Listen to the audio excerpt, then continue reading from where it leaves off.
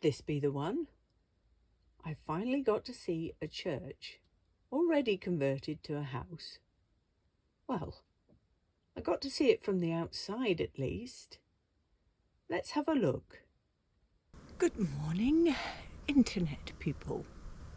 I'm RJ. I'm travelling around, desperately trying to find my next home. And I just don't know where it's going to be. It has to be something I can afford and something I can renovate and do up and call home.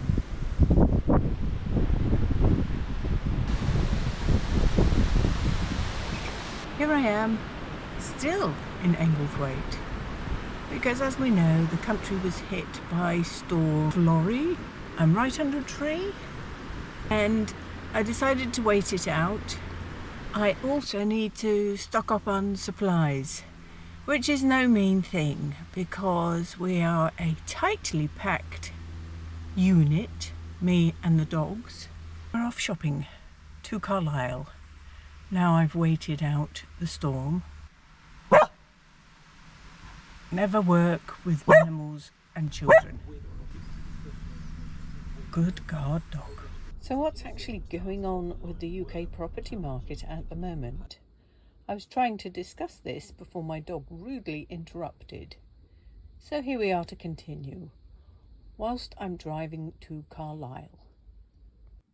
A significant proportion of houses listed for sale in the UK are not selling, with 1 in 5 remaining on the market for over 6 months. This is due to a combination of factors, including sellers overpricing their properties, a cooling market, there's that word again, and increased inventory. Well, this has been going on for some time, but the media are finally waking up.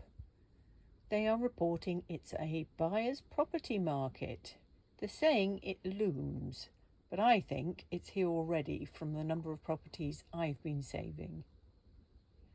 Apparently there are record numbers of homes for sale. No surprise there. So how have house prices changed?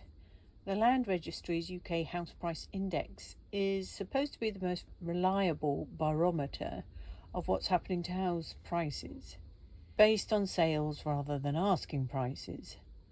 It has at least a 2-month time lag. When I sold my property, it was 18 months before it appeared in the Land Registry. Ultimately, I only go by my own research.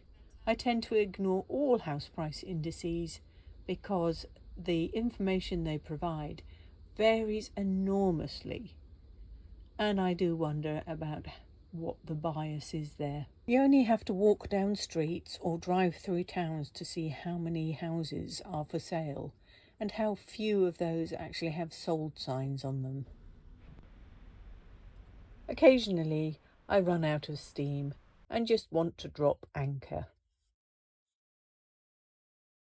But I can't just stay here.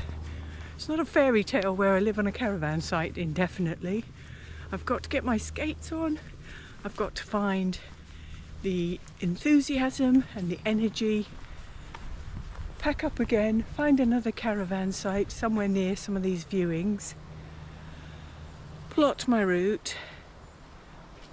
And it is difficult because some of these houses are large distances apart.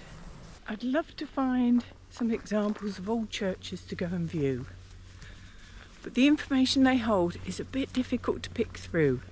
It's not always obvious whether the old church is suitable for residential and whether planning permission has been gained for that. Then this one caught my eye. It's been on the market since November of last year. It's been reduced at least 2 times. I had to go and have a look, didn't I? Even if it was just from the outside. I'm going to keep looking because I'm fascinated by the whole thing. It's always been a dream of mine to do up an old chapel or a church. And I hadn't realised just how many are for sale at the moment. Someone's clearly fed up with me looking at houses and doesn't think very much of what I present her with. Whilst doing my usual routine of searching for houses online, I heard a commotion outside the caravan. When I peered out the window, I could see there was a standoff between the goshawk or a kestrel. The kestrel had its kill, which was some poor pigeon, and the rooks were trying to steal its food. Anyhow, it was a bit of a battle going on. Ultimately, the kestrel carted away, flew off with what remained of the poor pigeon. I already have my eye on something worth seeing inside, but that's for the next episode. Join me as I cross over the border into Scotland and into Dumfries and Galloway.